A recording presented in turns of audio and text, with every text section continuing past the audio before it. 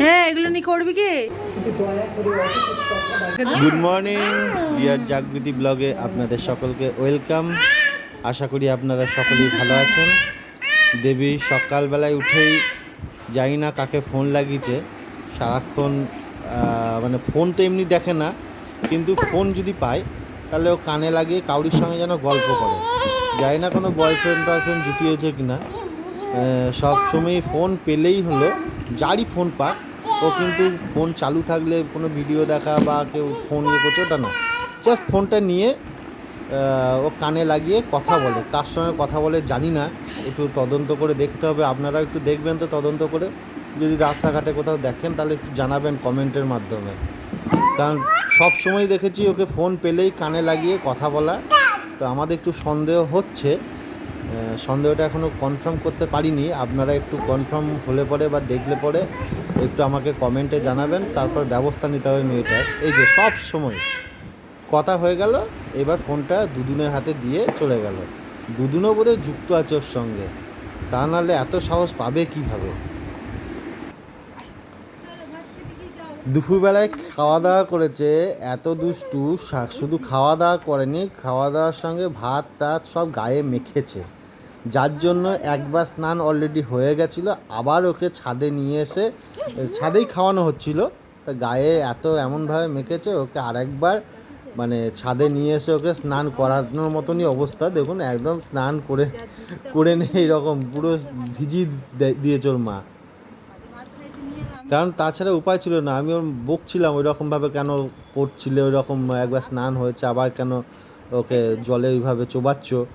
তো বলে এমনি এমনি ওকে চোবাচ্ছি না, ওকে চোবানোর কারণটা হচ্ছে এইটাই, ও গোটা গায়ে জামায় মানে হাতে পায়ে মাথায় কোথাও বাদ নেই, সারা জায়গা ও মানে ভাত মেখে যাচ্ছে তাই কাণ্ড করেছে, যার জন্য বাধ্য হয়ে ওকে আর একবার জলে চোবানো হচ্ছে। আসলে খুব শান্তশিষ্ট মেয়ে, তো এত শান্তশিষ্ট যে ধারণার বাইরে। তো শান্তশিষ্ট হলে এরকম হয়। এখন এই যে দাদানের বড় বাবার সঙ্গে বসে বড় বাবাকে ইনহেলার মুখে দিয়ে দেবে।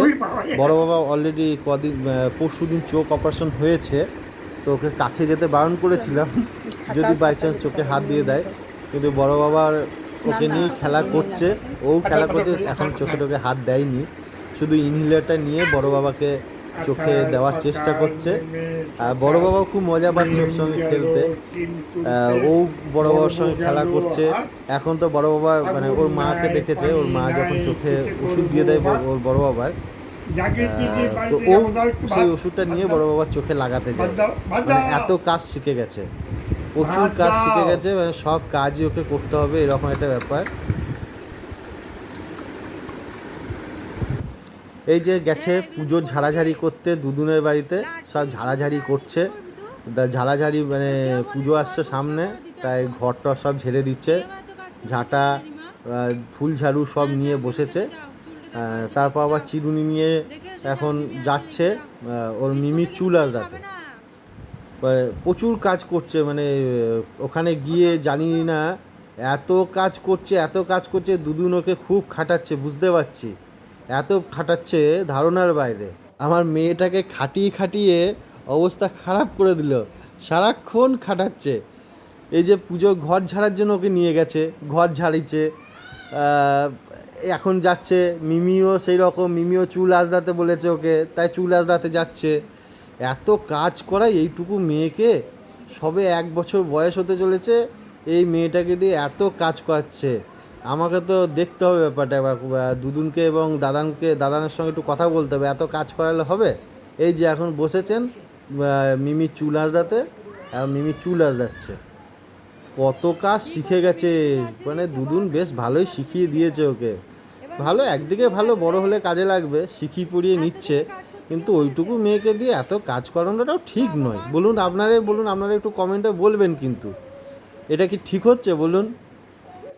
ও বাবা, একবার করে নিজে আঁচড়াচ্ছে, একবার করে মিমির চুল আঁচড়াচ্ছে।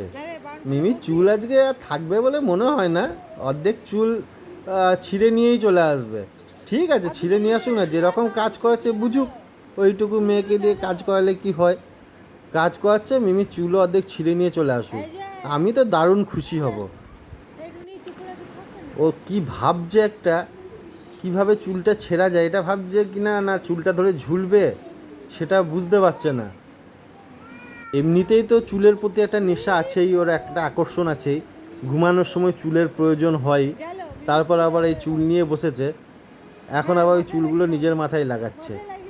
মানে দুদিন পর তোরও হবে, চিন্তা নেই, তোরও হবে ওই রকম বড় বড় চুল। তোকে ও এখন থেকেই প্র্যাকটিস করে নিচ্ছে।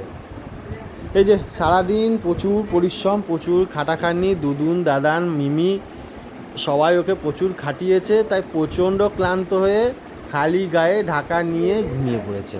এখন নিশ্চিন্তে ঘুমাচ্ছে, এখন ঘুমিয়ে গেছে, ঘুমাবো। আমরাও ব্লগটা এখানে শেষ করছি। টাটা, গুড নাইট, আবার দেখা হবে নেক্সট ব্লগে। আপনাদের যদি এই পুচকু দেবীকে ভালো লেগে থাকে, please please please like, comment, share, subscribe করে দেবেন এবং সঙ্গে অল বেল আইকনটি প্রেস করে দেবেন। আর যারা অবশ্যই আমাদেরকে লাইক, কমেন্ট, শেয়ার করেছেন, সাবস্ক্রাইব করেছেন, আমাদের তরফ থেকে অসংখ্য অসংখ্য ধন্যবাদ। আর প্লিজ প্লিজ প্লিজ কমেন্ট করুন, শেয়ার করুন। আপনারা যত কমেন্ট করবেন আমাদের ভালো লাগবে। Tata, by.